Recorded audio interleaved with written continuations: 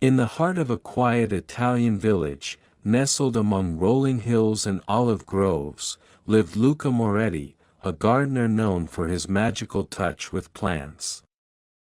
His garden was more than a collection of flowers and shrubs, it was a tapestry of colors, fragrances, and harmony.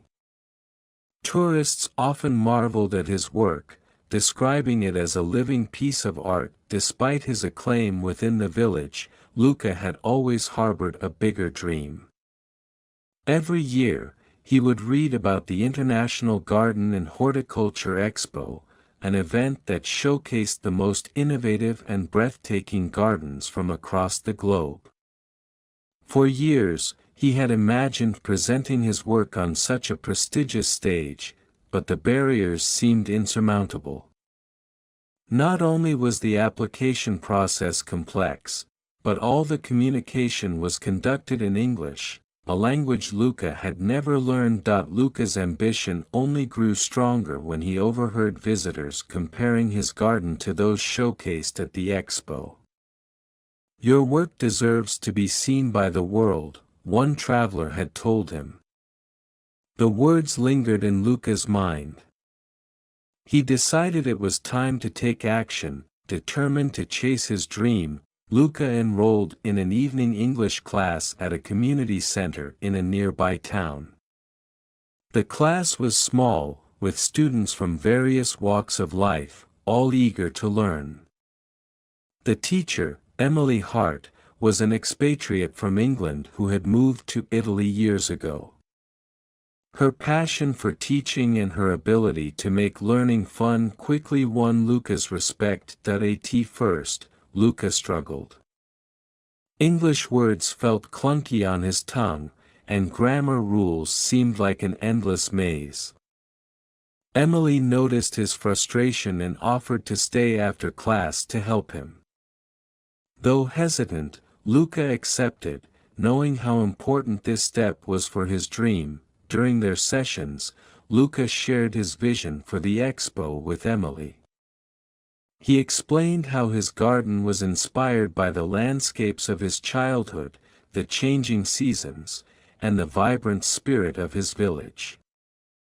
Emily was captivated by his passion and began tailoring the lessons to help him prepare for the expo. They practiced writing emails, presenting ideas, and even conversing about gardening in English. As months passed, Luca's confidence grew. He learned to articulate his thoughts in English, though with a heavy accent. Emily encouraged him, often reminding him, "Your passion shines through any language barrier." Their lessons slowly became more than just language instruction. They started meeting in Luca's garden, where he would teach Emily about plants while she corrected his English. Emily found herself drawn to Luca's dedication and the way he spoke about his craft. Luca, in turn, admired Emily's patience and the joy she brought to learning. One day, as they walked among rows of blooming roses, Emily asked, "Luca, why is this so important to you?" "The expo, I mean." Luca paused, looking at a sunflower swaying gently in the breeze. "My garden is my soul. It's how I express everything I feel. Sharing it with the world is like sharing a piece of myself.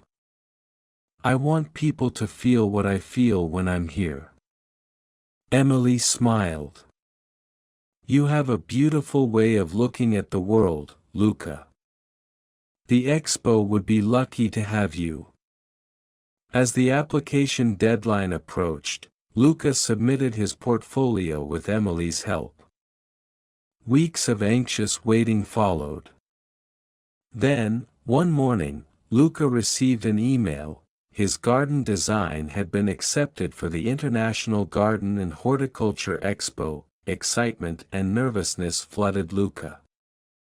While thrilled, he knew the real challenge lay ahead. He had to present his garden to an international audience, answer questions, and network, all in English. Emily became his anchor during this time. She helped him prepare his presentation, role-played Q&A sessions, and even taught him gardening terms in English. Their bond deepened as they spent long hours together, often losing track of time as they worked. The day of the expo finally arrived.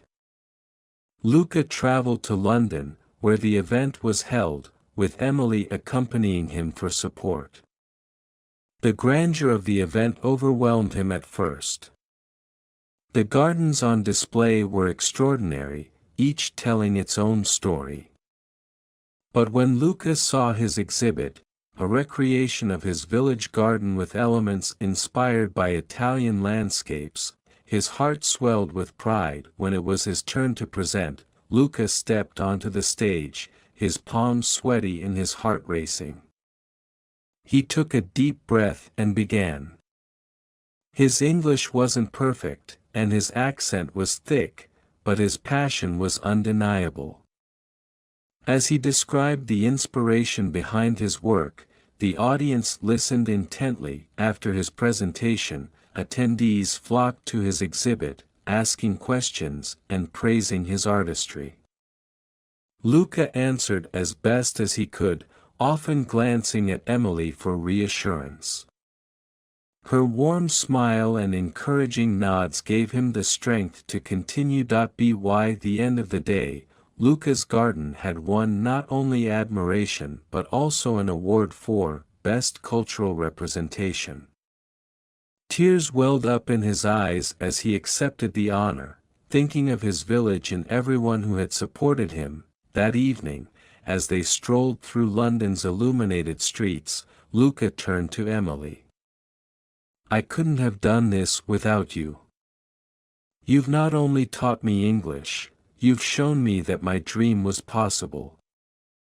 Emily chuckled softly. "Luca, you've inspired me just as much. Your determination reminds me why I started teaching in the first place." Their eyes met, and for a moment, the bustling city faded into the background. In that instant, they both realized their connection had grown into something much deeper than friendship. Luca returned to his village with newfound confidence and an international reputation. Emily visited often, helping him with new projects and exploring the possibility of creating a gardening school to inspire others. Together, they nurtured not only plants but also a blossoming love that had grown through shared dreams and mutual respect. Luca's garden became a symbol of passion, perseverance, and the power of connection, both with the earth and with people who believed in him. And through it all, his love story with Emily proved that sometimes, the most beautiful things bloom when you least expect them.